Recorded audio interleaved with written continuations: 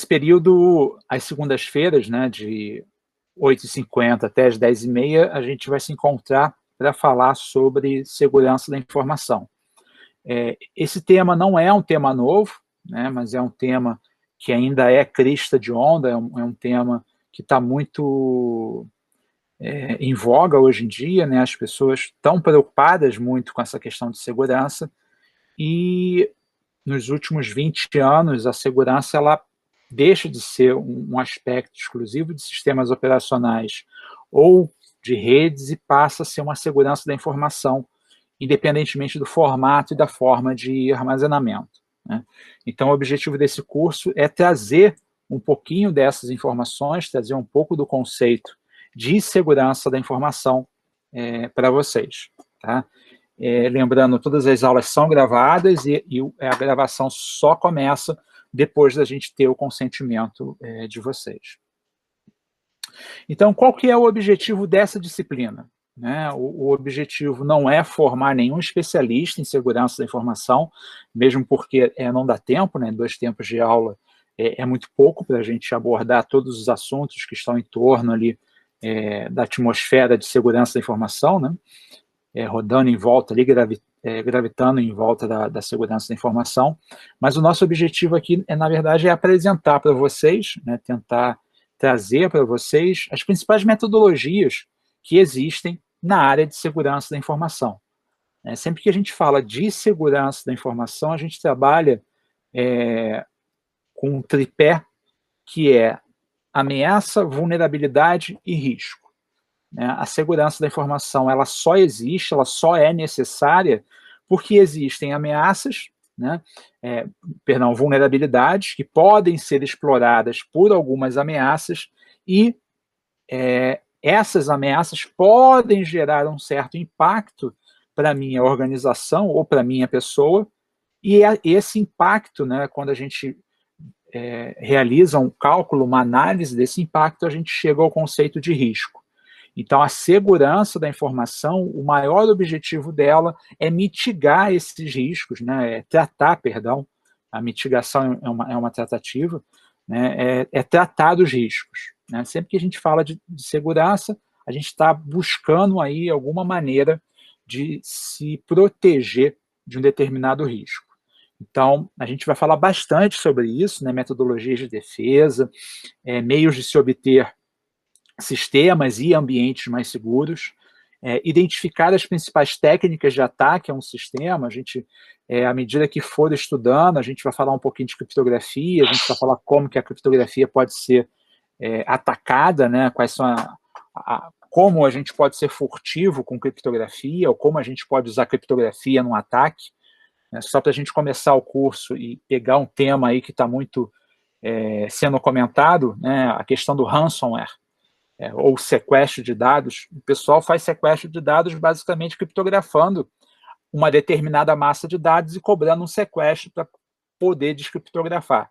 Não tem roubo, né? O cara às vezes não vai mexer no teu dado está ali, ele só foi criptografado, e essa camada de criptografia impede você ter acesso ao dado original. A criptografia, que é uma medida de segurança, tem sido também utilizada aí como uma ameaça, né, como um risco, quando é casada com o malware, como é a questão do ransomware. Então, a gente vai falar um pouquinho disso também, né, e no final do curso, tudo correndo bem, nós teremos ali uma atividade que vai ser um estudo de caso, aonde a gente vai pegar tudo aquilo que a gente já conversou durante o curso, nesse decorrer aí do segundo semestre, e a gente vai tentar aplicar em um determinado cenário. Tá? Esse cenário, quando estiver chegando o momento, a gente vai conversar, pode ser a empresa que você trabalha, pode ser um cenário fictício, né? Pode ser o teu escritório, pode ser o teu ambiente de home office, ou o teu ambiente de desenvolvimento, tá? Isso aí depois a gente vai definir, mas o objetivo é pegar e a gente conseguir aplicar essas metodologias que a gente vai estudar um pouquinho esse período. Tranquilo? Com relação aos objetivos, ficou claro para vocês, pessoal? Ficou alguma dúvida? Sim, acho que sim. Beleza, então. Então, vamos seguir aqui. Como serão as nossas aulas, né? Já está se falando aí do retorno ao presencial. Eu ainda não sei como é que vai funcionar esse retorno, ainda estou conversando e estou recebendo as informações ainda da universidade.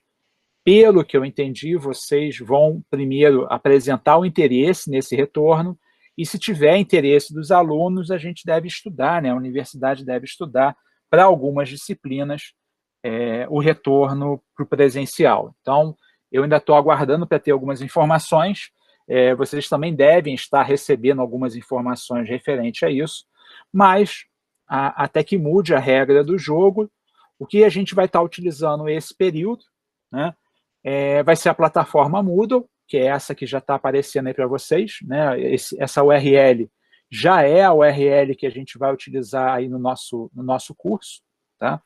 Essa URL aqui é a URL da nossa disciplina. As nossas aulas, elas vão ser transmitidas, a princípio, pelo Google Meeting, tá? E o legal é que o Google Meeting permite a gente gravar as aulas, né? Então, depois eu vou pegar essas aulas que foram gravadas e vou disponibilizar para vocês. Para facilitar a nossa conversa, né, o nosso diálogo, esse período, para cada disciplina, eu criei um grupo no Telegram. Então, o objetivo é que toda semana eu mande para vocês, eu lembre para vocês, perdão, esse link, né, eu vou mandar lá no Telegram, o link, e quando eu disponibilizar o material no Moodle, eu também vou mandar uma mensagem para o Telegram. Isso vai facilitar bastante o diálogo, eu tenho participado até de outros treinamentos ali por causa do laboratório, né, e tem ajudado muito, né, o uso desses grupos e dessas tecnologias. É claro que algumas comunicações eu ainda vou continuar fazendo utilizando o virtual aluno e o próprio Moodle, tá? Mas o Telegram, ele dá uma certa agilidade para a gente. Então, quem ainda não está no Telegram, quem ainda não está fazendo parte lá do grupo, usa o link que eu compartilhei com vocês, tá? Ou usa esse endereço que está aí na tela. Esse material eu vou disponibilizar para vocês no Moodle até sexta-feira, então vocês vão poder também copiar essa URL ali direto da apresentação, tá bom? Sobre as nossas aulas, tá claro para vocês como é que vai funcionar? Tudo tranquilo, tudo certinho? Sim. Tranquilo. Beleza. Então, ainda falando sobre as aulas, tá? A gente tem que conversar sobre presença, né? Toda semana eu vou capturar a tela, né, onde tem ali o nome de vocês, quando o Google Meeting vai me mostrar o ícone de vocês e o nome de vocês. E em um determinado momento do nosso curso, tá, da nossa aula, eu vou pedir para vocês darem um presente, né, darem um ok ali no chat, e eu vou usar esse ok como sendo a nossa chamada. Tá? Então, além de fazer a captura de tela, eu vou ter esse ok para ser uma comprovação da presença ou não de vocês na aula.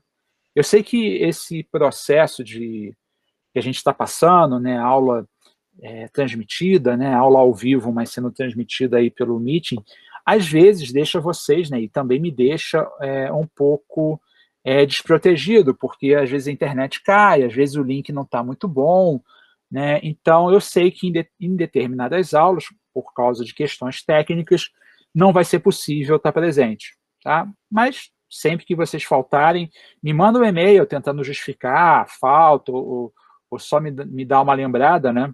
Pessoal que tem algum compromisso, ou a galera que está de plantão, que não pôde participar, me manda ali um e-mail, né? Lembrando que aí, dentro da possibilidade, eu abono a falta de vocês, tá? Mas lembrem-se, falta também reprova, tá? A gente não quer ter esse tipo de problema lá no final do período, pô, estou com tantas faltas, não sei o quê. Então, sempre que tiverem problema, não fizer a chamada, você não estiver presente, porque foi beber uma água, foi esticar a perna, me lembra, né, até a próxima aula, que isso aconteceu, tá bom? Outra coisa que costuma acontecer é que não é toda semana que eu atualizo o lançamento de presenças lá no site. Às vezes não dá tempo. Tá? Então, de tempos em tempos, eu pego todas as presenças, todas as capturas de tela que eu fiz, eu vou lá no virtual aluno, né, e atualizo. E às vezes vocês tomam um susto com a quantidade de faltas. Então, caso vocês se assustem, mandam um e-mail, ou como vocês já vão ter o meu endereço aí do Telegram, manda uma mensagem no Telegram, e aí a gente vai também ajustando essas questões. Tá? O Telegram também é muito bom para isso. Ok? Beleza? Tudo certinho? Beleza. Então, vamos seguir aqui. Bem, o conteúdo programático dessa disciplina ele é bem pequenininho, entre aspas. Né? A primeira unidade, a gente vai falar aqui de conceitos básicos. Né? Essa primeira unidade, a gente vai falar um pouquinho dos conceitos de segurança, a gente vai falar de SID, né, que é confidencialidade, integridade e disponibilidade. Nós vamos falar um pouquinho de risco, vamos falar um pouquinho de ameaças e vamos falar um pouquinho de vulnerabilidades. A gente vai conversar um pouco sobre a ISO, né, a série ISO 27000. Nessa série ISO, a gente tem algumas normas que falam especificamente sobre procedimentos, controles de segurança. Nós temos uma parte prática, entre aspas, né, uma parte mais tecnológica, que está na 27002. Na 27001, nós temos a definição do que seria um sistema de gestão de segurança da informação, que a gente vai conversar um pouquinho. Né? Essas duas vão servir de base para a gente estudar o que é uma PSI, o que é uma política de segurança da informação. Né? E depois que a gente tiver visto isso tudo, a gente começa a falar de criptografia. Né? E aí, em criptografia, nós vamos ver um histórico de criptografia, vamos falar um pouquinho aqui dos dois modelos mais utilizados, que é a criptografia simétrica e a criptografia assimétrica, né? A que usa apenas uma chave e a que usa duas chaves, para ser mais sincero, né? Que é assimétrica, e normalmente a gente chama de chave pública e chave privada, né? São as duas principais criptografias que estão sendo utilizadas aí. O HTTPS, por exemplo, que utiliza SSL, ele faz uso das duas criptografias. Ora, ele fecha o canal e faz uma troca de uma chave utilizando criptografia pública e chave pública e chave privada. Ora, para acelerar o processo, ele vai usar criptografia simétrica. Né? E quando que a gente usa, quando que a gente usa uma, quando que a gente usa outra? A gente vai conversar um pouquinho disso nessa segunda unidade. A terceira unidade, para mim, é a unidade mais legal, né? Afinal de contas, eu sou de TI, né? E a galera de TI gosta de implementar soluções, então a gente vai falar um pouquinho de algumas soluções que são para host e algumas soluções para rede. Né? Por exemplo, a gente vai falar de controle de acesso, nós vamos falar de firewall, nós vamos falar de IPS, IDS e vamos falar de RIDS. Né? O IDS ele detecta, o IPS ele previne e o RIDS é uma solução que eu instalo na minha máquina e eu fico monitorando ataques que possam estar acontecendo na minha máquina, do tipo, alguém fez uma alteração no arquivo que não poderia, instalação de algum aplicativo novo, uma porta que foi aberta, né, um novo daemon aí que foi instalado e não tem proteção. Então, o RIDS é uma ferramenta de gerência, né, ele pode ser um RID standalone, que eu instalo e ele me manda os alertas, ou eu posso ter um RID semelhante a uma ferramenta de monitoramento e de gerência como é o Zabbix. Né? Então, a gente vai falar um pouquinho sobre isso também nessas ferramentas, vai falar também de uma coisa que eu acho super importante e para a galera que trabalha com redes e com infra, usa muito, que são os logs, né? Quando a gente falar de log, a gente vai falar de um cara que é o R syslog, e se tiver tempo, nós vamos estudar um cara chamado, perdão, escrevi errado, é um cara chamado Graylog, tá? O Graylog é uma ferramenta super legal para fazer análise de log.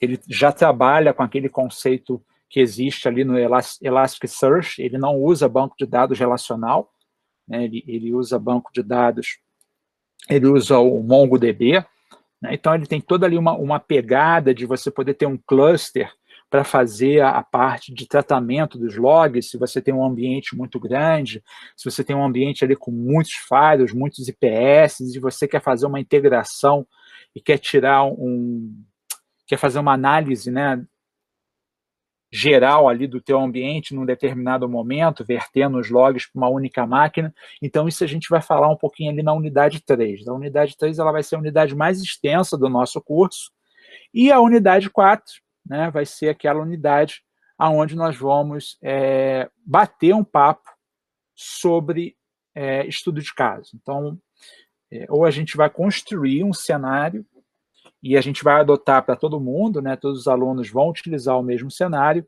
ou nós vamos ter, né, para cada aluno, vocês vão poder propor o cenário de vocês, tá? Pode ser empresa, igual eu falei para vocês, pode ser o home office de vocês. Algumas pessoas estão em ambiente de home office, tem um ambiente de desenvolvimento, tem um conjunto de máquinas virtuais, né? Então dá para fazer um estudo de caso bem legal. Como o nosso tempo é um tempo reduzido, a gente tem basicamente 2 tempos por semana, pode ser que a gente não consiga fazer um estudo de caso um estudo de caso complexo, né? Mas a gente, se Deus quiser, vai dar tempo da gente bater um papo aí sobre o estudo de caso. Tá certo? Esse, então, é o nosso conteúdo programático. 4 unidades. A terceira unidade é onde está o filé mignon ali, a parte mais legal, a parte mais TI, né? A parte mais computação mesmo, onde a gente vai fazer algumas implementações.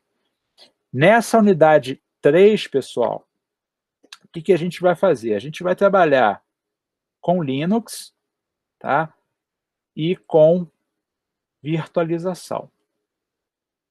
Então, provavelmente, a gente vai precisar instalar aí nas nossas máquinas, caso seja possível, um VirtualBox, tá? E a gente vai pegar uma distribuição Linux bem levinha, tá? Inicialmente, a gente vai utilizar uma distribuição servidora, né? Uma distribuição que não tem interface gráfica, então a gente vai ter que se acostumar ali no início com a questão de linha de comando, fazer acesso remoto.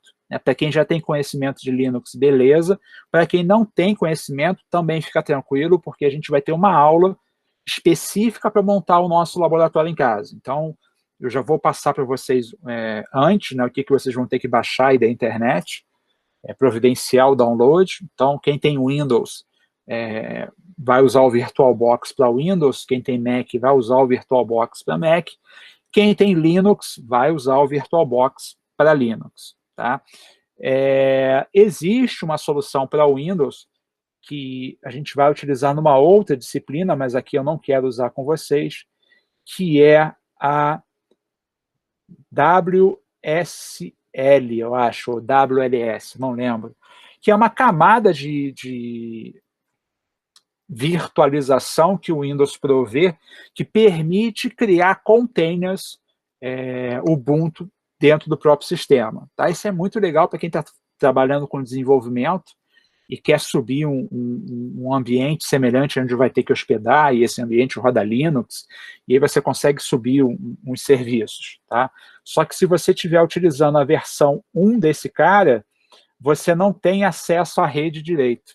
Se você estiver utilizando a versão 2, você já consegue subir os teus daemons, publicar os teus daemons, você já consegue usar aí algumas ferramentas para fazer análise de vulnerabilidade, tentar fazer um pentest.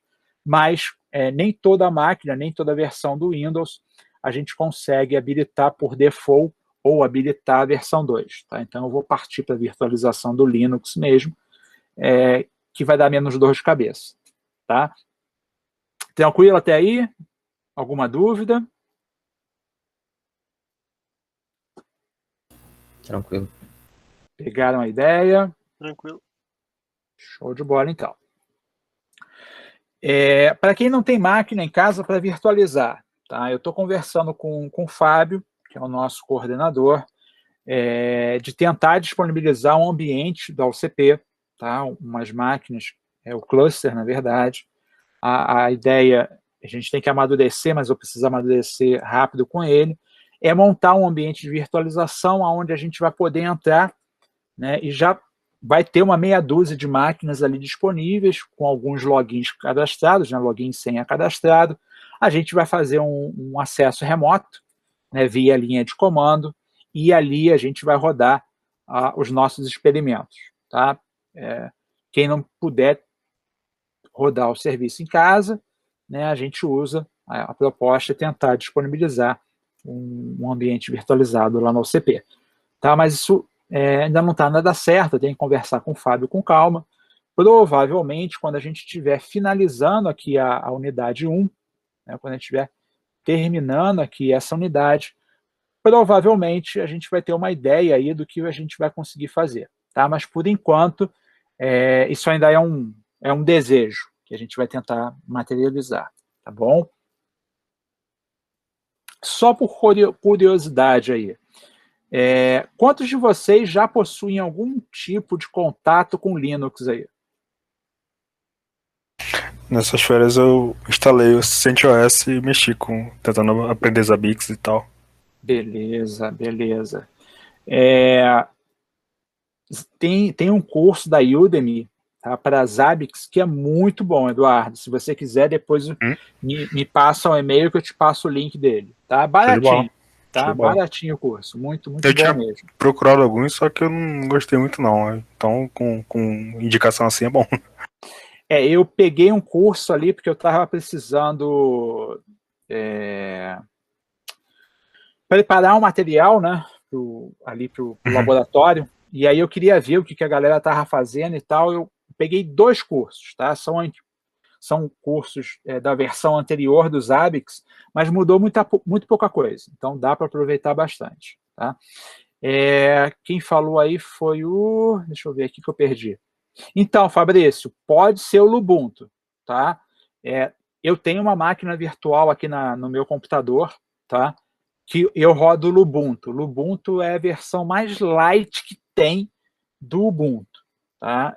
Mas para fazer as nossas aulas, o perigo é que se a gente começar a fazer a instalação de algumas ferramentas, a gente pode acabar estragando a tua instalação. Então, a gente pode instalar aí um VirtualBox no Ubuntu, né, e criar máquinas com pouquinha memória, né, 250 de memória, só mesmo para subir um serviço ou outro para a gente ver como é que funciona. Tá? Dá para usar a máquina real, dá para fazer o que o pessoal fala em bare metal, né? Mas se a gente puder fazer uma virtualização aí, eu acho mais seguro para não estragar o ambiente de vocês. Tá? Então, Leonardo, VirtualBox, tá?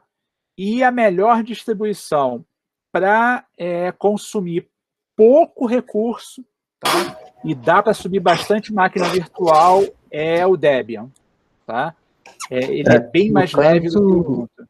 No caso, nem é RAM, essas coisas não é problema, mas o meu HD tá muito cheio a esse ponto. Eu tenho 100 GB sobrando. Ih, dá para subir máquina pra caramba, Leonardo. Mas assim, quanto que é mais ou menos uma versão do Linux aí? Porque o Windows é complicado, né? Linux hoje eu fiz uma instalação de um Lubuntu, que eu tive que... eu estava fazendo mais arte, né, para preparar os cursos, e eu fiz uma caca lá, fiz uma artinha, eu tive que reinstalar. Ó, eu separei 10 GB para essa máquina, tá, para um desktop. Pelo que eu vi ali, gastou 2 GB. Tá? para um Isso tá desktop. tranquilo. E o legal do VirtualBox é que ele não aloca os 10 GB. Tá? Ele vai, à medida que ele vai usando, ele vai aumentando o uso do disco. E dá para montar num disco remoto, né, num USB, dá para fazer isso, alocação dinâmica, exatamente, Thiago. Tá? As máquinas virtuais, a gente vai tentar fazer com que elas não ocupem muito espaço. Tá? Mas vamos ver, vamos ver. A gente não vai trabalhar com todas, então dá para instalar e desinstalar, tranquilo, bem tranquilo da gente mexer com essa parte de virtualização. Beleza? Uso o Mac sim, Davi, uso o Mac sim. Tá? Estou apanhando aqui do meu Mac porque ele tem 10 anos já, é um Mac de 2000 e... tem 11, né? É um Mac de 2010 e ele já não é suportado pelas versões mais novas, então eu também tenho que virtualizar algumas coisas até por causa disso. Tá? Mas estou usando o Mac sim, adoro. Para mim é um dos melhores sistemas operacionais que tem para desktop. Sim, sim, professor. Tá me escutando aí? Estou escutando sim, Davi. Então, eu uso uma IDE que ela só tem para o Windows. Então, eu estava querendo trocar o Windows para Mac, querendo pegar um Mac, porém, já me falaram em usar a máquina virtual para poder rodar a IDE que eu utilizo. Uhum. Quer saber se vale a pena mesmo utilizar a máquina virtual, se roda tudo certinho. Então, hoje, por exemplo, né, a gente está com um problema na VPN lá do laboratório, que a nossa solução de VPN ela foi meio que descontinuada pelo Windows 10. Né? Então, eu tenho que me conectar na VPN e eu estou usando o Windows no desktop, no meu laptop, porque lá no LNCC eu sou gestor de segurança e eu basicamente fico mexendo com planilha do Excel e documento do Word, né, por causa do sistema de gestão. Eu tô menos técnico e estou mais na gestão. Só que para poder acessar o ambiente, eu preciso da VPN, e a VPN funciona, que é uma maravilha no Mac e no Linux. Então, eu criei uma máquina virtual Linux hoje, até por isso eu estou reinstalei a Ubuntu, tá? E, cara, é como se eu estivesse usando o Linux, tá? Como se eu estivesse usando uma máquina real mesmo, tá? Virtualização, hoje em dia, se a tua máquina for uma maquinazinha legal, você não percebe que você está usando virtualização. Você consegue trabalhar com tela cheia. Aqui, por exemplo, eu sempre trabalho com 2 monitores, então eu consigo, inclusive, no desktop virtualizado, expandir ele para os 2 monitores. Tá? É muito, muito, muito legal. Tá? Muito legal. Ah, então vale a pena, então, né? Vale a pena sim, vale a pena sim. O Mac não adianta, para mim, Mac é uma das melhores plataformas também de desktop. Nossa, eu sou apaixonado, mas infelizmente o dólar chegou a um ponto que inviabiliza aqui o meu sonho de permanecer no Mac. Tem aí os Hackintosh, né, que o pessoal tem feito, mas eu não sei, eu ainda não vi nenhum funcionando para dizer se é bom ou se não é. Mas, e legal também não é, né? Tem esse problema também, mas Mac é o que há. Mac é o que há. E depois que a gente morde a maçã, é um problema. É um problema. Tá? O legal do Mac, né, só já que a gente está falando disso, a base dele é BSD. Né? A base dele é um sistema operacional chamado Darwin OS. É um sistema operacional baseado em BSD, que é um sistema de Berkeley. É um Unix, né? É um Unix-like. Então, quase tudo que a gente consegue fazer no Linux, a gente consegue fazer no Mac. Né? Tem como fazer instalação de pacote, igual a gente faz no CentOS, no Red Hat, no Ubuntu, no Debian. Né? Tem um tal de Homebrew, que permite fazer as instalações. Tem um firewall muito legal também. Né? E a gente, né, depois, quando a gente estiver falando de segurança, a gente vai até falar desse comparativo, né, a nível de desktop, qual que é o desktop mais seguro. Mas, então, vamos andar aqui. Bem, bibliografia. Tá? Tem 2 livros aí que, para quem já tem um pouco de conhecimento da área de segurança da informação e quer trabalhar com segurança da informação do ponto de vista de gestão, tá? Tem 2 aí que são fabulosos, tá? É o do Marcos Semola, que é Gestão de Segurança da Informação, uma visão executiva. O Marcos Semola trabalhou na Módulo Security, tá? Que é uma das maiores empresas de segurança do Brasil.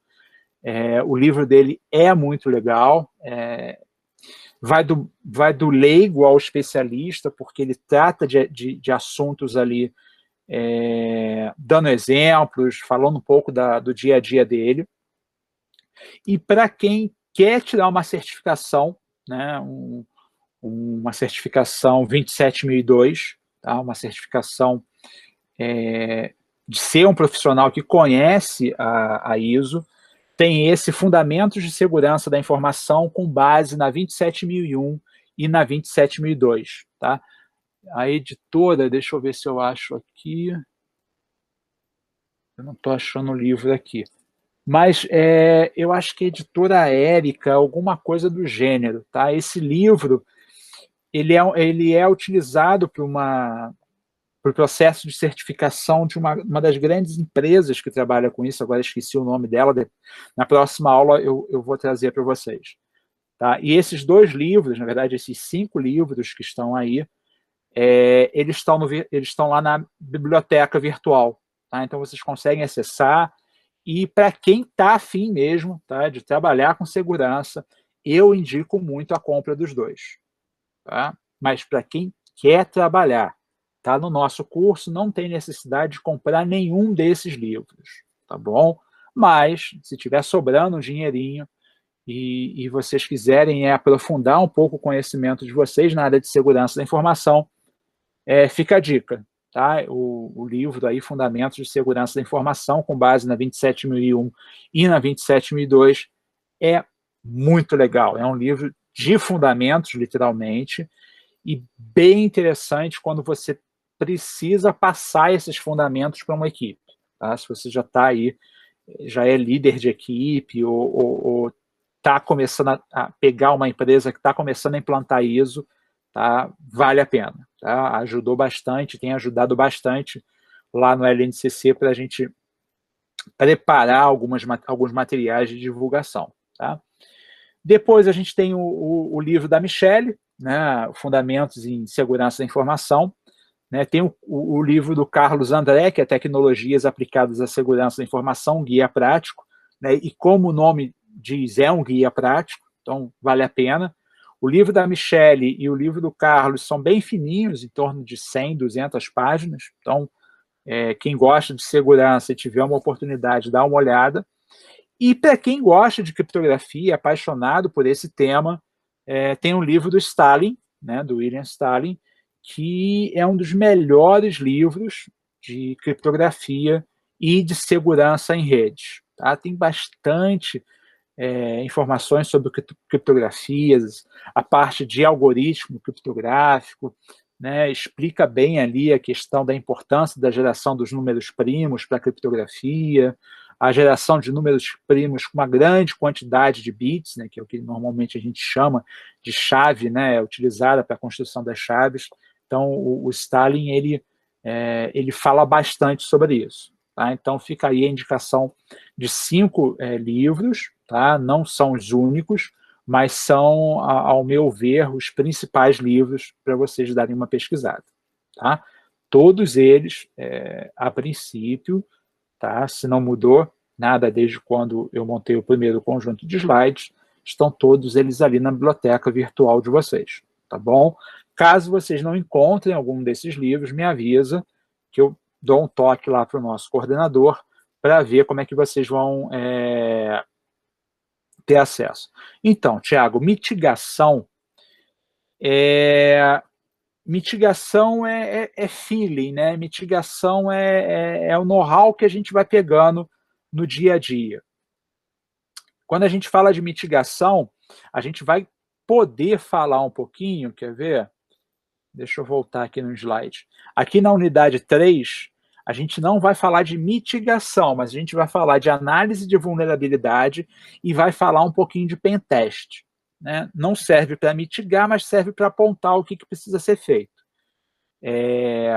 Essa parte de mitigação, o que a gente pode fazer no caso de um ataque, isso está um pouco fora do nosso conteúdo, né, mas a gente pode tentar, no decorrer aí do período, esse período eu não vou conseguir fazer isso com vocês, porque eu estou com 2 disciplinas novas, mas a gente pode bolar algumas oficinas, né, talvez para o período que vem, ou a gente vê aí o que dá para fazer sobre mitigação, mas aí na mitigação a gente tem que entender exatamente o que a gente vai mitigar, né? Na unidade 1, a gente vai falar um pouquinho sobre análise e avaliação de risco. Quando a gente fala de análise e avaliação de risco, quando a gente estuda ali a 27005 e a 31000, né, a ISO 27005 e a ISO 31000, a gente fala um pouquinho de mitigação, né, quais são os controles de mitigação que a gente pode ter. Tá? Mas nada impede da gente, né, trocar aí uma ideia até fora da aula mesmo sobre esse assunto. Tá, Thiago? A gente pode ir conversando aí. Então, minhas crianças, vamos falar do último assunto aí dessa nossa apresentação do curso. Avaliar não é fácil nem é gostoso, né? Ser avaliado não é bom e avaliar também é muito complicado, né? Quando a gente avalia, né, quando a gente faz alguma avaliação, a gente está buscando um grau de conformidade a alguma coisa, a gente quer saber, a gente quer medir o nível de aderência, no nosso caso, o nível de absorção de conhecimento. Tá? Por mim, chegava ao final do período, todo mundo tinha 10 e passava todo mundo com louvor. Mas a gente tem que medir o nível de conhecimento. Então, para fazer isso, a gente adota 3 avaliações, são 3 provas ou trabalhos, né?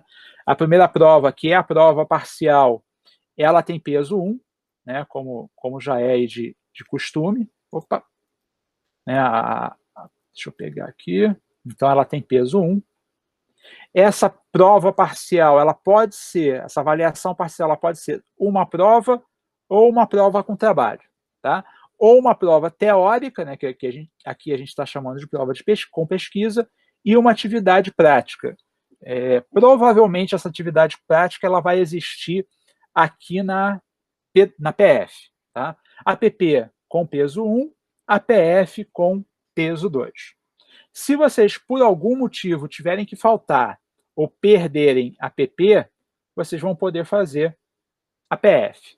Se vocês perderem, perdão, a segunda chamada. Se vocês perderem a PF, vocês podem fazer a segunda chamada. A segunda chamada, como vocês já sabem, ela substitui uma das 2 notas. Ou ela vai substituir, não, perdão, ou ela vai fazer o lugar da PP, ou ela vai fazer o lugar da PF. Tá? O que eu tenho feito normalmente, né, quando há necessidade, né, não foi bem na PP, né, não estava legal, a cabeça estava preocupada com algumas outras coisas, normalmente a gente dá uma chance aí para vocês fazerem uma segunda chamada. Tá? A segunda chamada, então, ela pode substituir uma das provas que você perdeu, ou para quem ficou reprovado, né, a gente tenta usar aí a segunda chamada para fazer uma repescagem. Segunda chamada não é para melhorar a nota de quem já passou, na verdade, para ajudar, né, permitir que quem faltou uma prova faça a segunda avaliação e dar uma ajuda para quem ficou aí na berlinda, né, ficou por alguns pontos, tá certo? Então, tenham sempre isso em mente. E ao contrário da PP e da PF, segunda chamada não tem trabalho, não tem nada. É aquela prova seca. Então, a nota que você tirar na segunda chamada é a nota que vai substituir a que está faltando. Tá bom? Esse critério de avaliação vocês já conhecem, porque a grande maioria de vocês já foi meu aluno em algum momento, né? Então, eu só venho repetindo o mesmo critério no decorrer aí dos anos. Tá? Com relação ao critério de avaliação, está claro para vocês? Ficou alguma dúvida? Tá tranquilo. Então, De boa. de boa. Então, vamos partir aqui para o nosso próximo material. Né? Vamos partir aqui agora para para a unidade 1, né, do nosso curso. Nós já conversamos ali, já fizemos um overview sobre o curso, já vimos quais serão as 4 unidades, então vamos começar aqui falando da nossa primeira unidade, que é a parte de definição e conceitos de segurança da informação. Então, hoje a gente começa essa unidade trazendo para vocês alguns conceitos que já são do dia a dia, né, mas eu sempre vou tentar trazer um plus aqui, né, algo que enriqueça ou esclareça um pouco mais desse conceito. Às vezes, nós utilizamos o conceito de maneira errônea. Normalmente, quando a gente fala de risco, a gente confunde risco com ameaça e com vulnerabilidade, né? Quando a gente fala de segurança, a gente pensa em procedimento técnico e esquece que segurança da informação é mais do que isso. Então, o objetivo dessa unidade 1 é permitir essa revisão de conceitos, né, e tentar padronizar, nivelar todo mundo para que a gente use sempre o mesmo diálogo, né? Na próxima aula, eu vou trazer para vocês o link de um glossário de segurança da informação. Ele é um glossário que foi desenvolvido pelo GSI-PR, né, que é o Gabinete de Segurança Institucional da Presidência da República. Como vocês sabem, eu trabalho ali no Laboratório Nacional e nós somos um órgão da federação, né, nós somos um órgão federal, e a gente segue essas instruções normativas e esse glossário. Tá? Usar esse glossário não tem nada a ver com questão governamental. Esse glossário ele foi baseado na ISO 27000, que é o glossário de segurança da informação, só que a 27000 não foi traduzida para português, né? Então, eu sempre indico esse glossário do governo, esse glossário do GSI, para que as pessoas utilizem, porque já é um glossário já utilizado pelos órgãos públicos, então a gente também pode utilizar ele na instituição privada sem nenhum comprometimento. É claro que, né, cada empresa pode também desenvolver o seu glossário para que todos os profissionais falem sempre o mesmo idioma. Tá? O nosso aqui vai ser o do GSI-PR. Tá? Mas cada órgão, cada empresa pode utilizar o seu próprio. Então, o que é essa tal de segurança da informação? Né? Com o que ela se relaciona? Tá? O objetivo da segurança da informação é permitir que a gente realize a proteção de um conjunto de ativos. Né? Esses ativos eles possuem valor para a organização e, por ter algum tipo de valor, esses ativos precisam ser resguardados. Né? Hoje, a gente vive na sociedade da informação, né? E a informação, hoje em dia, é um dos ativos, se não o ativo de maior valor para uma organização. Né? E quando a gente fala de ativo, quando a gente fala de informação, a gente tem que lembrar que uma informação ou um ativo, ele não está restrito apenas a sistemas computacionais. Né? Quando a gente fala de ativo ou quando a gente fala de informação, um dos fatores que às vezes é negligenciado numa campanha de segurança da informação ou dentro de um sistema de gestão de segurança da informação é o fator humano. Né? E algo que diferencia uma empresa da outra ou uma universidade da outra é esse fator humano. Né? Então, existem informações que são informações, vamos dizer assim, são conhecimentos tácitos que pertencem ao indivíduo e que são difíceis de serem transcritos por papel, né, que são ativos. Né? E quem tem esse ativo precisa ser resguardado. Então, a gente precisa desenvolver campanhas educacionais dentro da nossa empresa. A gente precisa... não adianta, por exemplo, quando a gente empresas, né, que sofrem muito com spam, com phishing e agora com ransomware, não adianta você ter um firewall, não adianta você ter um IPS, não adianta você ter ferramentas técnicas e tecnológicas para proteger a tua infraestrutura, quando a ameaça, né, a vulnerabilidade, ela não está em um ativo tecnológico, ele está num ativo, né, está num recurso humano, está numa pessoa. Então, muitas das vezes, o ativo ele precisa ser trabalhado de uma maneira diferente. Então, quando a gente estiver estudando ali a 27001 e a 27002, a gente vai falar bastante disso, né? A questão de segurança de uma forma mais global. A questão de você capacitar, a questão de você produzir manuais que sejam fáceis de serem lidos, né? Não apenas instalar um firewall, né? Por exemplo, né, hoje uma solução para inibir ou reduzir a quantidade de phishing que uma empresa recebe é muito caro, né? Só que é muito barato você fazer uma campanha de conscientização, né? Quando você conscientiza o teu usuário, explica para ele o que é um phishing, explica para ele o que ele tem que fazer para identificar um phishing, como ele notifica esse phishing para a equipe de tratativa de incidente de segurança da tua instituição e como ele se blinda, né, para não cair no phishing, né, você reduz muito também os ataques de ransomware, né? Papagaio. Oi. Eu já te comentei com você, eu sou estagiário da Orange, né? Sim. Quando eu entrei na Orange, eu tive que fazer vários treinamentos. Um deles era de segurança.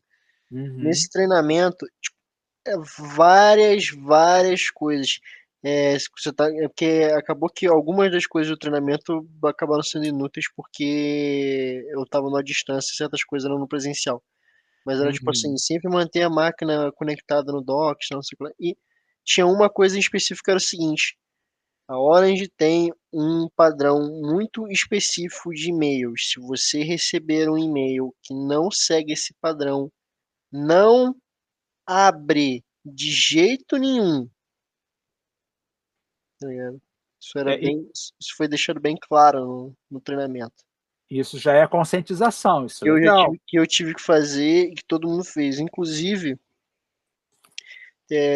teve um momento lá que a gente recebeu um e-mail lá de uma empresa que eles tinham contratado para fazer o sistema do ponto eletrônico, só que eles não tinham avisado a ninguém ainda. Eu já ia comentar disso, aconteceu isso mesmo. Eu também sou estagiário.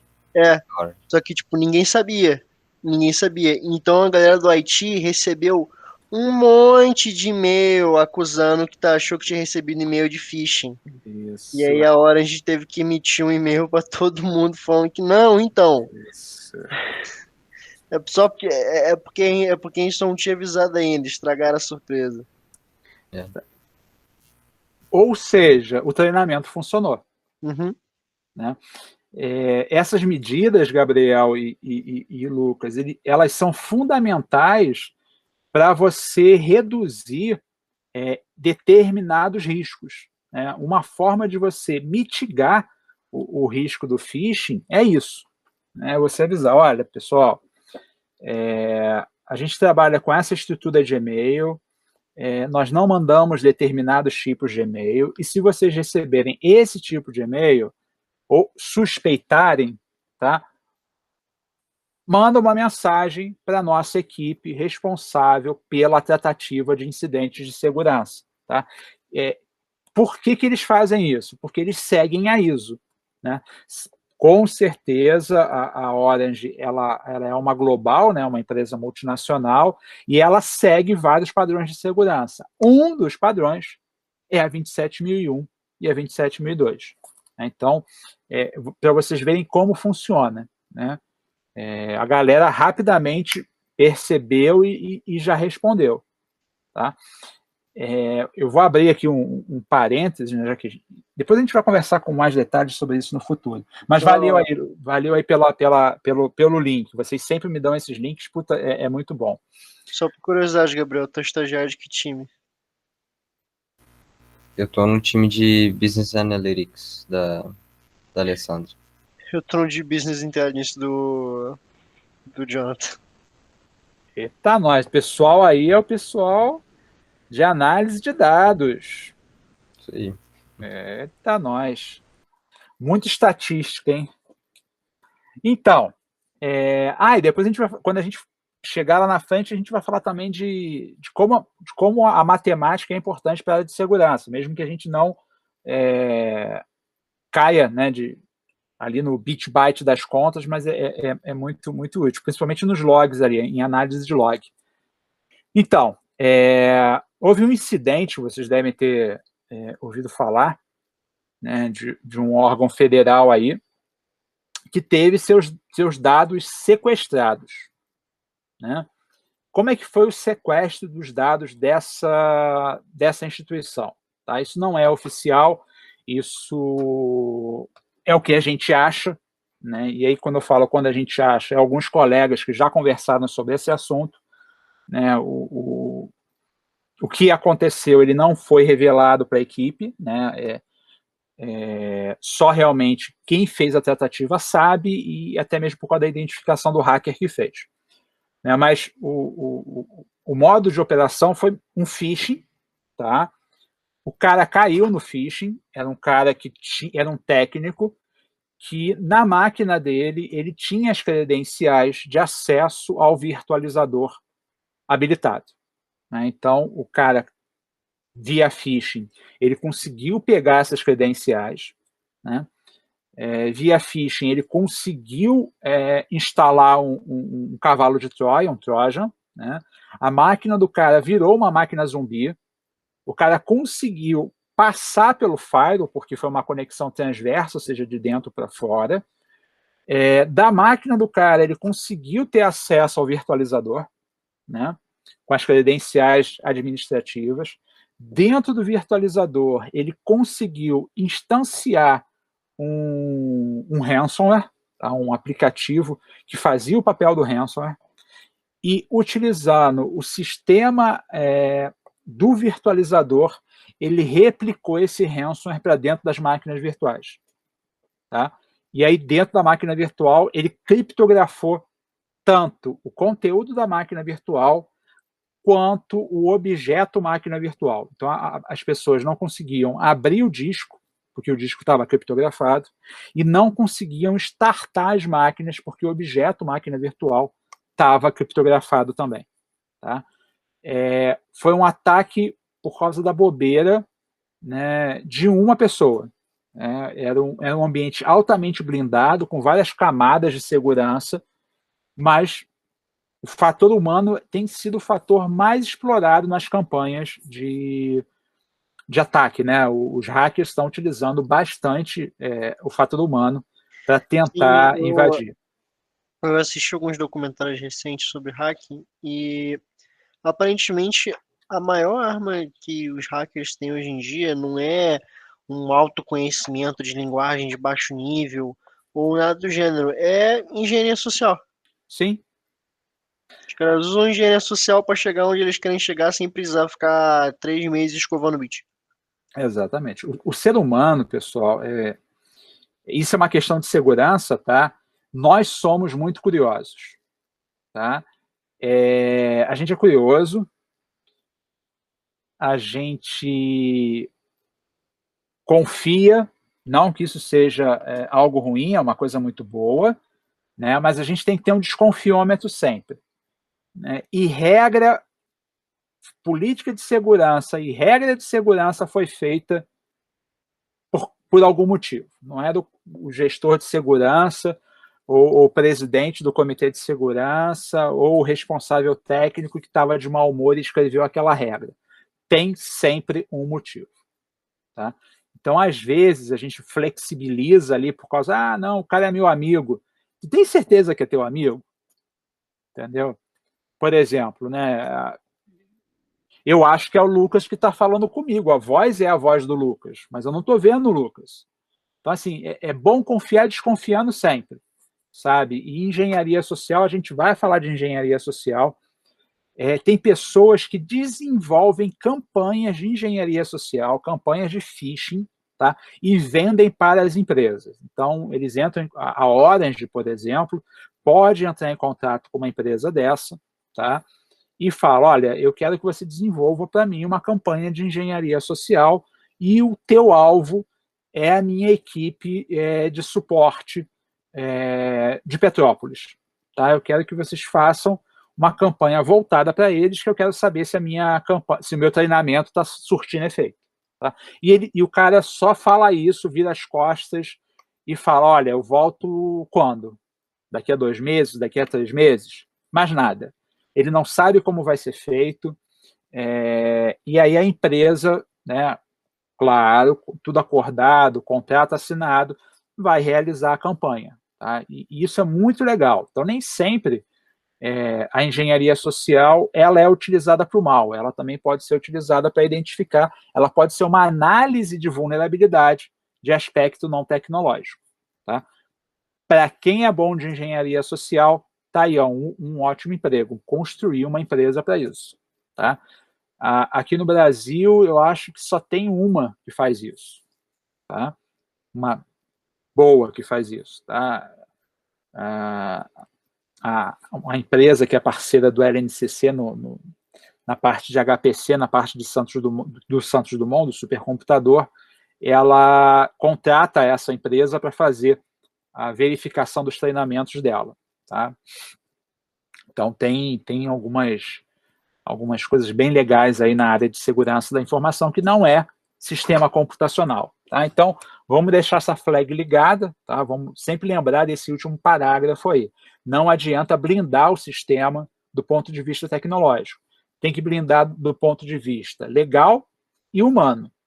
Né? Então, a gente tem que ter ali a parte de segurança física, segurança lógica, a parte de recursos humanos, que normalmente é a parte mais sensível, mas também tem a parte de conformidade legal. Né? Vocês já ouviram falar da LGPD, Lei Geral de Proteção de Dados? Essa criança aqui, ó. Opa! Me reacostumar. Lei Geral de Proteção de Dados. Né? A Lei Geral de Proteção de Dados, ela está entrando com força aí. Exatamente. Ela está presente em todos os contratos e todos os prestadores de serviço estão tendo que se adequar à Lei Geral de Proteção de Dados. Né? Então, é a parte de privacidade dos dados pessoais. Então, hoje, por exemplo, né, muitas das empresas, muitos dos órgãos possuem sistemas de segurança altamente sofisticados, mas estão tendo que se ajustar a critérios aí da Lei Geral de Proteção de Dados, porque havia risco havia algumas ameaças, né, com relação à Lei Geral de Proteção de Dados. Então, não é nada tecnológico, não é nada computacional, entre aspas, né, é um conjunto de tratativas e documentos e estruturas que a gente precisa ter, né? Tem também a parte tecnológica, tá? Mas a Lei Geral de Proteção de Dados tem a ver com conformidade legal. Né? Outra lei também que é importante para a galera de TI, principalmente para quem trabalha com provedores de acesso, é uma lei chamada ou apelidada de Marco Civil. Tá? O Marco Civil, ele mantém a neutralidade da rede, mas ele passa para as instituições que trabalham com internet, que vendem internet, um conjunto de critérios que você tem que respeitar. E dentro do Marco Civil, ele cita a parte de log. Então, por exemplo, log, você precisa manter, no mínimo, 6 meses de log. Né? De acordo com o que você vende, de acordo com o que você faz, você precisa manter log apenas de fluxo da rede, log de autenticação, log de auditoria. Então, né, ali no Marco Civil, ele dá um overview do que você precisa fazer. E são 2 leis, né? Marco Civil e a Lei Geral de Proteção de Dados.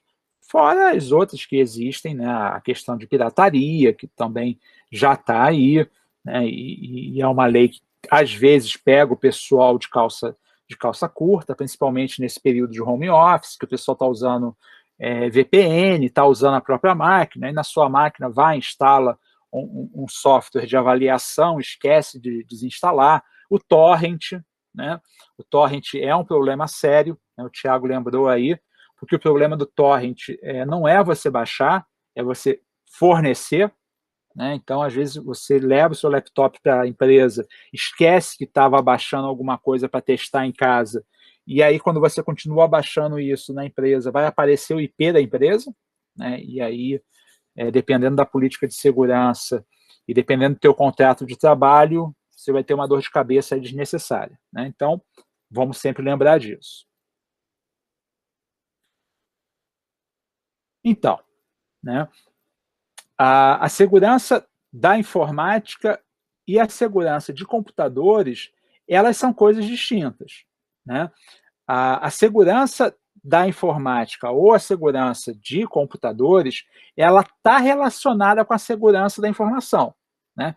Ela envolve segurança de dados e informação, mas ela está focada especificamente em um dos pontos da minha cebola, né? Se a gente imaginar a segurança da informação em vários perímetros, né, eu tenho a segurança da informação como fosse várias camadas dessa minha cebola. E a segurança de computadores, a segurança de informática e a segurança de redes é uma dessas camadas.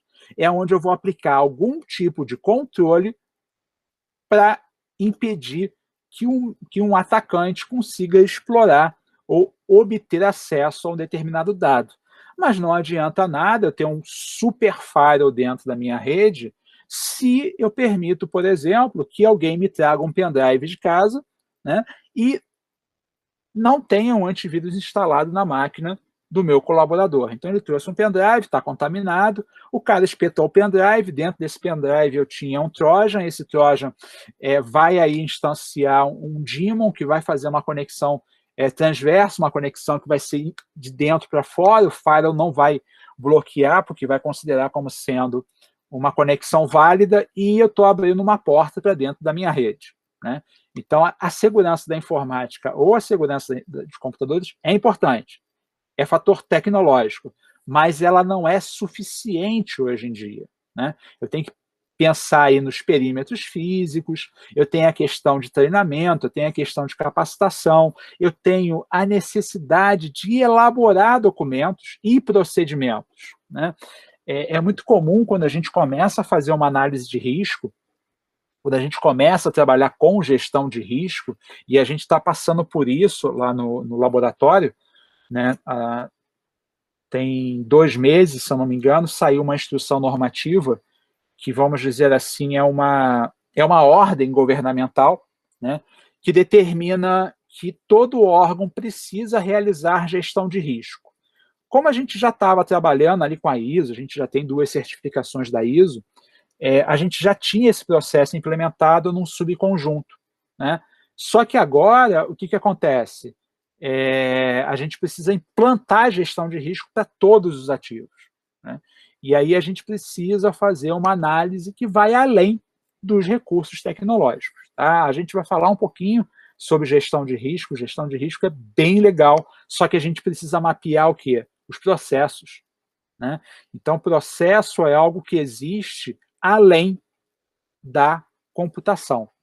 Um processo bem mapeado, ele permite que um sistema seja trocado sem que eu abra novas vulnerabilidades. Se o processo está mapeado e eu vou usar o sistema para implementar aquele processo, eu vou fazer uma análise de vulnerabilidade do sistema, mas o meu processo está mapeado, os riscos estão mapeados, tá? A gente vai conversar sobre isso aí no decorrer do nosso curso, tá?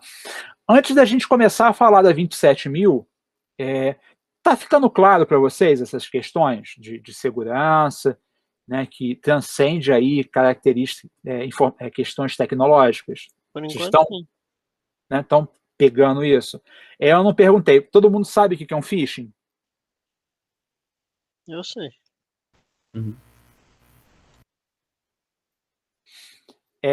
Vamos lá. Já que só 2 amigos se manifestaram, né? O que é um phishing? O phishing é uma técnica, né, que geralmente envolve engenharia social, e aí vai envolver ou a curiosidade, ou vai envolver a pressa, né? Você força uma pessoa a tomar uma decisão, ou você, que é a urgência, né? É a questão da curiosidade, a urgência e o medo. Você trabalha com essas 3, e a confiança, né? Você trabalha com essas 3 características. Então, você vai mandar um e-mail dizendo, olha, a sua conta vai ser bloqueada se você não mandar a confirmação da sua senha em 5 minutos. O cara entra em desespero, vai mandar a senha, se ele não está treinado, né? Ou se não é uma pessoa de TI. E o phishing é isso, são técnicas que você tenta desenvolver para que o usuário voluntariamente te forneça alguma informação e você use essa informação para obter um acesso ou para obter uma informação que pode ser utilizada numa outra campanha de phishing. Tá? Então, phishing é literalmente pescar. Você fica brincando de pescar dados com as pessoas, né? Fica minerando informações ali, utilizando os recursos humanos que você tem na sua empresa. Tá? Tranquilo por aí? Pegaram? Muito bem. Então, quando a gente fala de segurança da informação, né, existem vários padrões. Nós temos um padrão que ele é específico para a área de saúde, né? Nós temos um padrão que ele é específico para instituições financeiras, principalmente aquelas que oferecem ações na Bolsa de Valores, e nós temos uma norma que é da família ISO, que pode ser utilizada por qualquer empresa de qualquer tamanho, que é a ISO, que é a série, né, 27000. A série 27000, ela nasce por volta do ano de 1990, depois a gente vai estudar um pouquinho sobre isso, quando a Inglaterra ela apresenta uma norma que é a BS 7799. Né? A BS 7799 ela vira a ISO 17799 e, com o passar do tempo, eles percebem que segurança da informação ela é tão complexa, né, que ela passa a ser tratada como qualidade. Né? Então, da mesma forma que a gente tem a família ISO 9000, nós temos a família ISO 27000. Né? A 27000 ela é o vocabulário de segurança da informação. A 27001 ela define o sistema de gestão de segurança da informação, e a gente também vai estudar o que é um sistema de segurança, um sistema de gestão de segurança da informação. Esse sistema é um conjunto de controles, procedimentos, normas e padrões que precisam ser seguidos. Né? E para apoiar esse sistema de gestão, nós temos a 27002, que é um código de boas práticas. Ali a gente tem os procedimentos técnicos que podem ser implementados para você alcançar, né, os controles técnicos descritos na 27001. Né? E a família 27000, para vocês terem uma ideia, a última vez que eu consultei, ela tinha mais de 40 normas. Tá? Já tem norma para privacidade de dados, já tem norma para quem é fornecedor de cloud, já tem norma para a parte de mineração, tem norma para virtualização, tem a parte de risco, tem a parte de implementação do sistema de gestão, auditoria do sistema de gestão. Então, à medida que o tempo vai passando e as equipes que é ISO e IEC, né? Então, à medida que a equipe do IEC, que é mais a parte técnica, começa a perceber uma nova nuance de segurança da informação, uma nova tecnologia que precisa ser padronizada, né, eles vão criando essas normas. Então, quem tem curiosidade, quem tem vontade de aprender segurança da informação, estuda, né, a 27001 e a 27002, que são as normas internacionais mais importantes. Tem a 27005, que é de gestão de risco, e tem a 31000, que é de gestão de risco também. A 31000 é genérica e a 27005 é de risco de tecnologia da informação. Tá? Depois a gente vai bater aí um papo com mais calma sobre essas duas normas. Tá? Mas a série 27000 é a série de segurança da informação. Com relação ao que a gente conversou até agora, está claro para vocês? Tranquilo? Sim. De boas. Beleza. Então, qual é a nossa linha mestre? Beleza. A nossa linha mestre vai ser a 27000. Tá? A gente vai seguir a 27000, ela vai nortear todas as nossas atividades. Tá? A gente vai buscar ali a segurança da informação, transcendendo os conceitos tecnológicos. A gente vai ampliar, né, a abordagem que normalmente a gente tem. Tá? Então, a gente precisa continuar falando um pouquinho da segurança da informação, de mais alguns conceitos, e aí a gente fala de ativo. Né? O que é um ativo? Ativo tem várias definições e vários contextos. Então, aí embaixo desse slide, a gente tem a URL do glossário que eu comentei com vocês. Tá? E aí eu fui lá no glossário e peguei como ele define ativo. Né? Então, quando nós temos uma organização, um ativo é qualquer coisa, qualquer item que tenha valor para a minha organização. Então,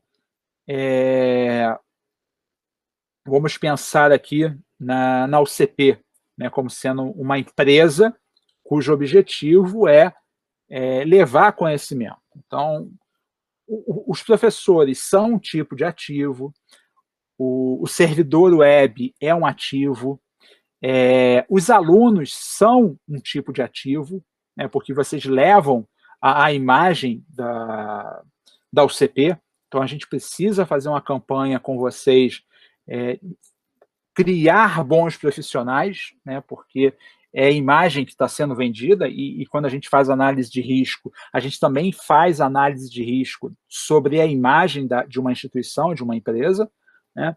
Nós temos ativo de rede, né, para quem é da área de rede, está muito acostumado a escutar isso, né? Eu vou habilitar uma regra aqui no ativo de rede, eu vou habilitar aqui uma regra no ativo de segurança. Né? Ativo de rede ou ativo de segurança é um elemento, né, sobre o qual eu consigo aplicar alguma configuração, e essa configuração, de alguma maneira, vai limitar ou vai controlar ou vai ajustar o comportamento da minha rede. Né? O switch é um ativo de rede, um roteador é um ativo de rede, um firewall é um ativo de rede, um IPS é um ativo de rede. Né? Então, são ferramentas que permitem aí fazer algum tipo de controle na minha rede. Né? E o que é o ativo da informação? Ativo da informação, né, é qualquer coisa, qualquer item, né, seja tecnológico ou não, que esteja envolvido, né, que faça parte do ciclo de vida de uma informação. Né? Aqui ele define como sendo os meios de armazenamento, transmissão, processamento, os equipamentos, né, os sistemas, os locais e as pessoas que lidam com a informação. Então, pessoas também são ativos da informação, porque elas possuem, elas armazenam informações, elas tratam informações, elas processam informações. Então, quando a gente começa a trabalhar com segurança da informação, uma coisa que precisa vir à mente é o que eu estou protegendo, que informação que eu estou protegendo. Né? Qual é a informação estratégica que eu tenho que proteger? Qual é o ativo que eu preciso proteger? Aonde que essa informação está sendo criada, processada, armazenada, como ela está sendo transmitida, né? E aqui, para completar o ciclo de vida, está faltando um estágio, né? A informação, ela é obtida, né, ela é um insumo que é captado de alguma maneira, né? Eu posso usar aí BI, eu posso usar algum tipo de mineração para gerar essa informação, né? Essa informação, ela vai ser processada, ela vai ser armazenada, ela vai ser exibida, e quando essa informação ela perde o valor para a instituição, o que a gente faz com essa informação? Eu tenho um banco de dados lá que não tem mais valor para mim. Está ocupando 5 peta de disco. Eu vou deixar essa informação lá? O que eu vou fazer com esse banco de dados, pessoal?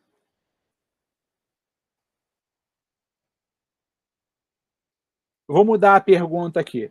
Vocês ainda têm guardado aí todas as provas ou todo o material que vocês utilizaram lá no ensino médio?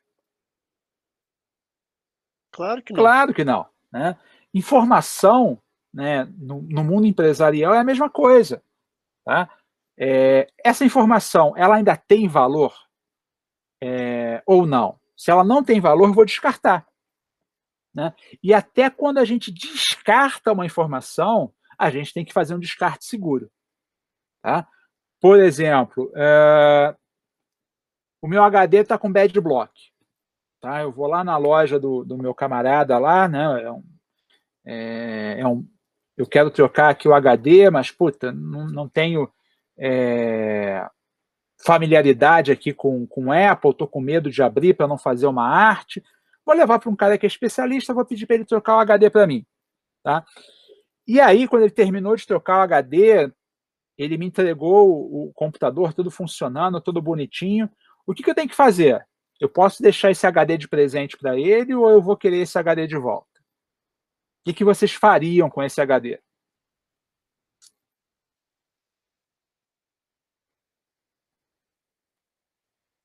Quem deixa o HD para trás, mesmo com bad block? Responde aí no chat, meu povo, já que vocês estão acanhados hoje. Como é a primeira aula, vocês ainda estão acanhados. Vocês deixariam um HD para trás? Acho que não. Não deve, né? Porque mesmo formatando o HD, você consegue recuperar dados. Tá? Então, Thiago, às vezes não precisa nem guardar, né? O que eu costumo fazer é que normalmente uma marreta resolve esse tipo de problema. Tá? Literalmente uma marreta resolve esse problema. Quando tiver que fazer descarte de mídia, a gente tem que ou sanitizar essa mídia, né? E sanitizar HD é muito difícil, zerar ele é muito difícil. Então, marreta nele. Se quiser guardar durante um tempo para fazer uma recuperação, guarda com muito carinho e amor. Tá? O HD ele pode ser zerado utilizando o campo magnético. Né? E um cartão de memória?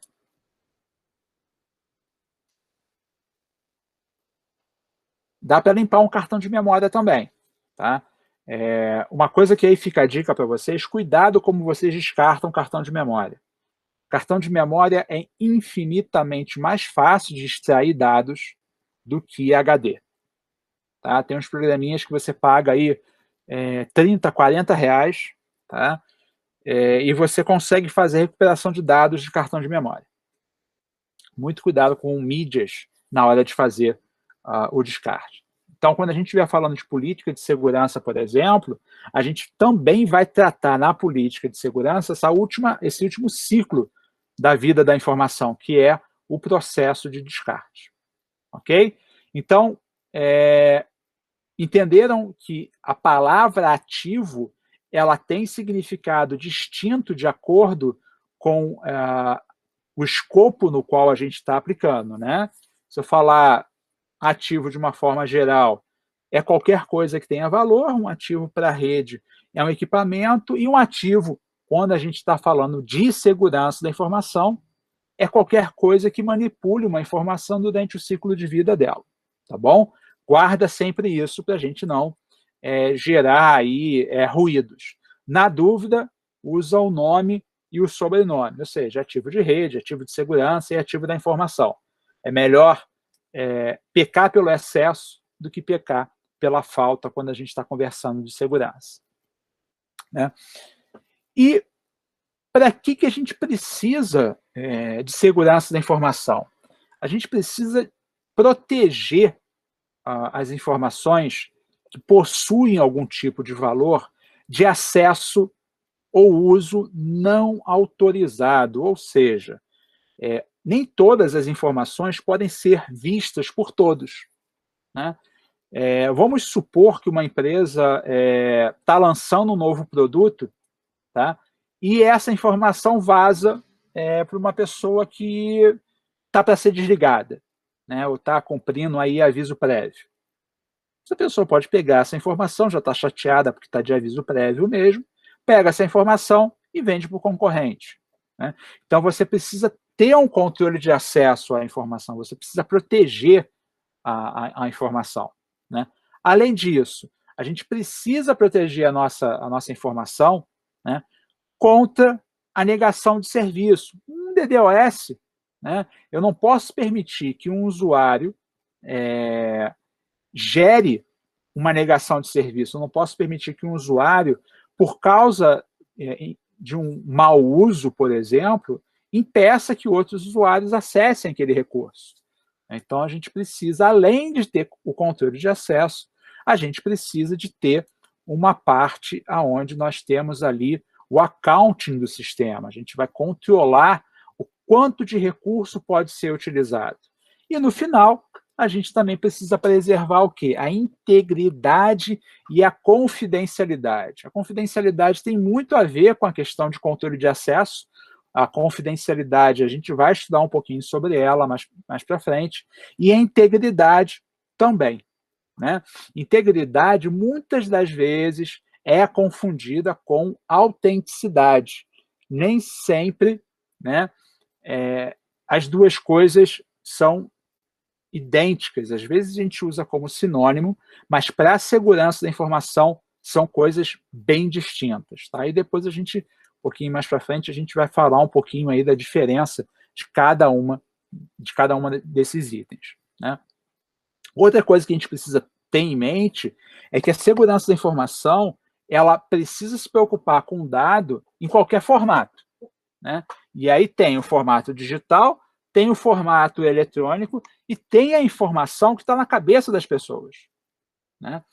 Então, por exemplo, quando você contrata estagiários, você tem que instruir os estagiários ou os novos colaboradores que determinadas informações não podem ser conversadas no corredor. Né? Não pode ter aquele papo de corredor sobre o lançamento de um produto, sobre uma ameaça de segurança. Né? Você não vai ficar falando sobre problemas de segurança da tua empresa com um colega, ou quando você... É um caso clássico, né? É até uma piadinha, 2 executivos num voo comercial, discutindo ali as dificuldades de segurança de cada ambiente, e um cara atrás só ali, né, anotando. Né? Isso foi uma campanha que foi desenvolvida para um órgão dos Estados Unidos, não vem ao caso aqui quem, nem onde, nem quando, mas era para testar se os empregados daquele órgão eles estavam capacitados, né, a manter o sigilo de determinadas informações. E aí eles formaram ali uma situação, e os 2 caras conversando, já sabia que eles iam viajar juntos para uma determinada conferência, e essa equipe conseguiu fazer a coleta de dados. Então, se preocupar com a proteção de dados, não somente do papel, não somente dos arquivos digitais, mas com as pessoas também. Tá? E aí a campanha de conscientização. Tá? E lembrar que a proteção de uma informação, a proteção de um ativo, ela tem que ser proporcional ao valor do ativo. Se a gente valora o nosso ativo como sendo de R$100, eu não vou gastar R$200 para proteger esse ativo. Não faz sentido. Estou gastando mais do que ele vale, né? Salvo quando, né, se aquela informação vazar, o meu custo legal for maior do que R$200. Por exemplo, hoje a gente tem a LGPD, né? Então, se houver o vazamento de dados de uma determinada pessoa, principalmente na área de saúde, a empresa vai pagar milhões. Então, você vai investir nessa proteção, mesmo sendo uma informação de um paciente que, teoricamente, já foi desligado e uma informação que já deveria ter sido sanitizada. Então, o nível de proteção tem que estar relacionado ao valor do ativo ou ao prejuízo que um acesso indevido ou um roubo pode levar. Tá? Então, eu sempre levo essas duas coisas em consideração: valor do ativo e prejuízo que pode ser causado. Tá? Se extrapolar o valor, se as medidas estão extrapolando esses dois valores, eu errei a mão. Tá? Então, o gestor de segurança, a galera de segurança, ela tem sempre que avaliar isso. Né? Nós que somos da área técnica, a gente sempre vai querer a solução mais cara ou a solução mais perfeita. Mas nem sempre essa solução ela vai ser necessária. Às vezes, com uma solução mais simples, eu consigo proteger o meu ativo com um nível de risco aceitável. Tá? Depois a gente vai falar de cálculo de nível de risco, risco aceitável. Tá? Toda empresa, não existe segurança total, não existe risco zero. Então, a gente aceita um determinado nível de risco, para que a gente não estoure esse valor. Tá? A gente vai conversar isso com calma um pouquinho mais para frente.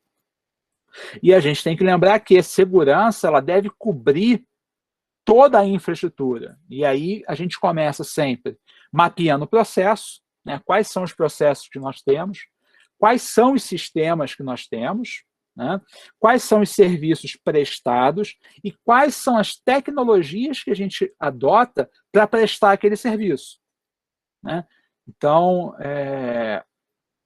eu vou ter os processos chão de fábrica, que vão estar relacionados ali ao meu dia a dia, né, ao métier da minha empresa, quais são os sistemas que eu utilizo para implementar esses processos, quais são os serviços prestados por esses sistemas e que tipo de solução eu uso. Eu uso Windows, eu uso Linux, eu uso Mac, eu uso BSD, eu uso Cloud, eu uso Cloud privada, eu uso Cloud pública, a minha Cloud está no Brasil, a minha Cloud está nos Estados Unidos, a minha Cloud está em algum lugar que eu não sei aonde que é. Então, tudo isso eu preciso levar em consideração quando eu estou trabalhando com segurança da informação. Tá? Tranquilo, pessoal? Estão conseguindo acompanhar? Tranquilo. É muito conceitual mesmo, tá? Esse início agora. Outra coisa que a gente precisa sempre lembrar é do nível de restrição. Tá? Quando nós temos um ativo, a gente precisa classificar esse ativo, principalmente do ponto de vista do acesso. Né? Essa minha informação ela é restrita ou ela é pública? Né? Existem algumas informações que devem ser públicas, né? Algumas informações que precisam ser apresentadas. Outras informações, elas precisam ser restritas até o nível de segredo. Né? Quando a gente fala de governo, existem algumas questões de soberania nacional que ficam sob sigilo durante mais tempo. Né? Esse sigilo depende, né? E quem vai definir qual é o nível de sigilo e qual é o nível de restrição que a gente vai aplicar. No ambiente privado, nas empresas, normalmente na política de segurança a gente tem essa definição. O que é restrito, o que é público, o que é secreto, quanto tempo a gente mantém essa classificação, quanto tempo que ela é revista. Né? E para tentar avaliar o meu sistema de gestão, avaliar a minha segurança, eu preciso desenvolver métricas, né? E aí é o legal que entra bastante todo aquele conhecimento que a galera de TI já tem, de medir, né? Eu tenho que medir se meu firewall está funcionando, eu tenho que avaliar quantos ataques eu tive e quantos que foram tratados pelo firewall, e aí eu tenho que definir o que é ataque, né? Eu tenho que definir quais métricas que eu vou querer trabalhar, né? Então, medição, aferição, tem muito a ver com isso, com a definição de métricas, tá? E essas métricas, elas vão variar de empresa para empresa, tá? Vão variar de estrutura para estrutura, mas sem métricas bem determinadas não tem como avaliar. Tá? É muito comum, quando a gente começa a trabalhar com segurança da informação, a gente define métricas de maneira muito informal, né? O ideal é que essas métricas sejam sempre documentadas. Eu quero medir quantos bloqueios meu firewall fez durante um dia, quantas regras de IPS foram trigadas durante um mês, quais foram os ranges de IP que mais realizaram ataques, quais foram os usuários internos que mais utilizaram a internet, quais foram os usuários que mais enviaram e-mail com vírus, né?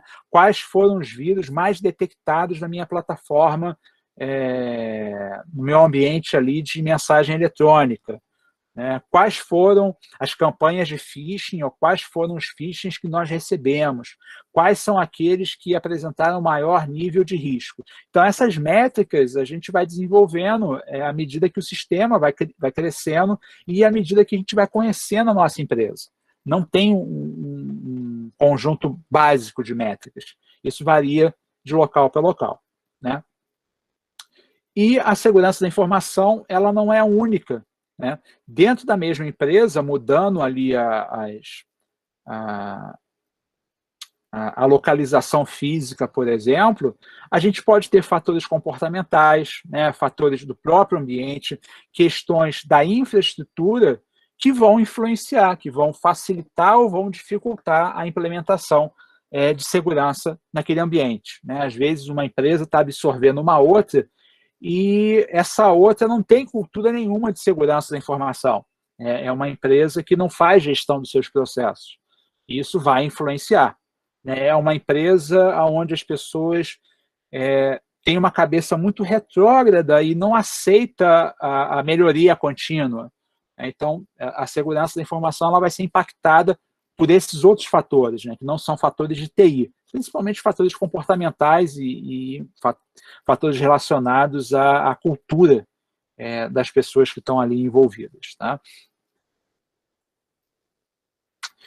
Segurança da informação, né, ela vai ser baseada originalmente no CID. Sempre que eu for realizar uma análise de risco, que eu for tentar avaliar um risco, eu vou avaliar o impacto para o CID. Né? O que é o CID? É a confidencialidade, a integridade e a disponibilidade de um determinado ativo. Né? O objetivo da gente fazer essas análises do CID é analisar a minha segurança como um todo, né? Ter uma avaliação da minha segurança, fazer análise e avaliação, né? Planejar quais medidas que eu vou atacar, né? E definir qual implementação de segurança que eu vou utilizar. Tá? Normalmente, a gente faz o contrário. Né? A gente planta um firewall, sobe um monte de regra e aí depois começa a fazer a análise da confidencialidade, integridade e disponibilidade. Né? Então, mas o correto é o contrário. A gente faz a análise desses critérios para aí sim começar a fazer a implantação dos recursos. Né? Outros atributos que a gente precisa estar avaliando é o não repúdio, né? Que complementa ali a confidencialidade, a integridade e a disponibilidade. O não repúdio é conseguir você registrar que alguém fez alguma coisa e não ter como essa pessoa dizer que ela não fez. Né? A autenticidade complementando também o CID, a conformidade legal, né? cada empresa ela precisa estar aderente a alguma conformidade legal, e hoje a gente tem uma questão, né, que agora é lei, que é a questão da privacidade, né? Então, originalmente, a gente só trabalhava com pilar básico, né, com as três pontas, que é o CID ali, mas hoje já se fala desses 4 outros conceitos, né, norteando ali a segurança da informação. É muito comum hoje, quando você pega uma matriz de risco, os critérios de avaliação de risco, eles são mapeados também para autenticidade, conformidade legal, privacidade e não repúdio. Tá? Então, ao adicionar esses atributos à segurança da informação, a nossa análise de risco fica mais rica e mais difícil de ser feita. Tá? Mas são critérios bem importantes. Né?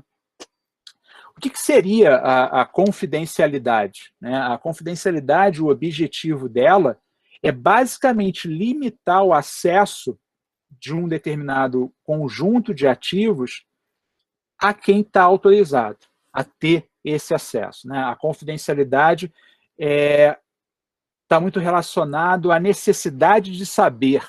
Né? Você só divulga uma informação para quem precisa ter aquela informação. Né? E aí o que acontece? Surge um outro conceito, que é o conceito de proprietário da informação. Né? Quem vai definir quais são os cuidados que a gente precisa aplicar para aquela informação é o seu proprietário. E isso traz um outro conceito, que é o inventário.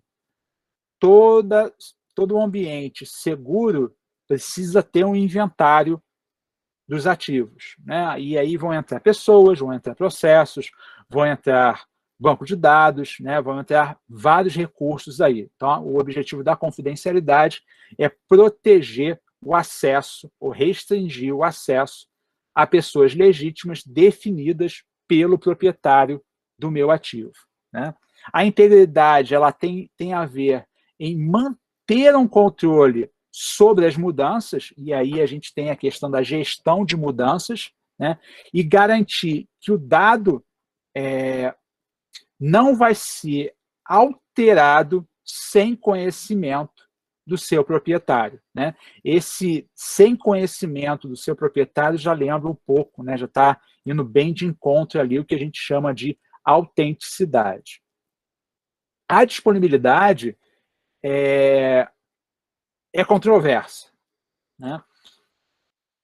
Às vezes, nós temos um serviço que precisa estar disponível 24/7. Ou seja, o site da UCP, o Moodle, tem que estar disponível 24/7. E a gente paga, a gente investe, a gente usa controles de segurança para isso. Né? Alguns outros recursos não precisam estar disponíveis 24 horas, 7 dias por semana. Né? Então, por exemplo, algumas empresas que trabalham com cotação, que prestam serviço para terceiros, tá? Ela tem sistemas que só funcionam no horário comercial. Então, alguns sistemas eles abrem o funcionamento por volta de 8 horas e fecham o seu funcionamento a partir das 6 horas. Então, não adianta você tentar logar no sistema depois desse horário ou realizar alguma função, porque o sistema automaticamente ele se lacra, né? Ele faz um shutdown ali, ele evita novas conexões. Ele não está disponível full time, mas ele está disponível durante o tempo que é necessário. Então, isso é o conceito de disponibilidade. Né? Às vezes, quando a gente está implementando controles de segurança, a gente acha que tem que ser um controle 24/7. Não, eu vou contratar aqui uma equipe 24/7 para manter um monitoramento. Às vezes não tem necessidade. Né? Então, para garantir a disponibilidade, a gente precisa conhecer qual é o requisito de disponibilidade daquele recurso. Tranquilo, pessoal? Tá dando para levar aí? Tudo bem? Opa, já passou da hora, né? Já passei 7 minutos aqui da aula. Tá tranquilo. Me empolguei aqui. percebeu. Então, olha só, deixa eu marcar aqui, ó. Hoje é dia 9, né? Isso aí, pessoal. Aproveitem o momento aí para me dar o presente aí no chat. Eu vou capturar a tela de vocês aqui. Já saiu bastante gente aqui já da aula. Deixa eu capturar aqui quem está aparecendo. Muito bem. Todos já me deram presente e eu vou marcar aqui, então, que nós paramos nesse ponto, né, no dia 09, 08, 20, 21. Então, segunda-feira que vem a gente continua desse slide aqui. Tá? Eu calculo que mais umas 3 semanas a gente fecha esses conceitos básicos e começa a lidar ali com a parte de criptografia. Eu vou disponibilizar esse material para vocês até o final de semana. Se vocês puderem ler o material, a gente fica uma aula mais de bate-papo do jeito que foi hoje, expositiva, tá? Então, tentem dar uma lida para a gente trocar uma ideia aí, em vez de ficar só falando a aula inteira. Tá bom? Crianças, uma boa noite para vocês, fiquem com Deus e até segunda-feira que vem. Valeu, professor. Boa noite. Boa noite. Tchau, tchau. Bom descanso. Desculpa aí pelo tempo a mais. Valeu. Tranquilo.